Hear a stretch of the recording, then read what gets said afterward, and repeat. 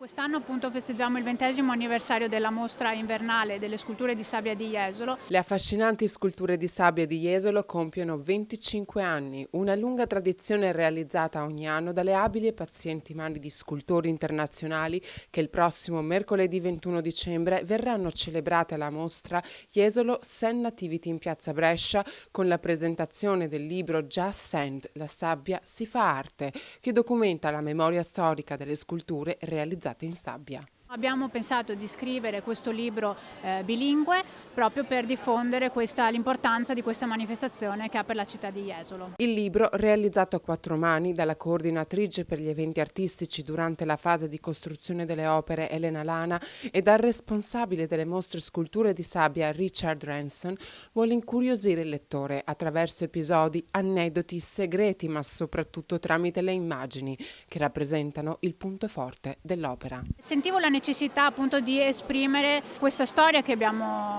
appunto abbiamo evoluto negli anni e ci ha fatto diventare questa importante manifestazione che siamo oggi.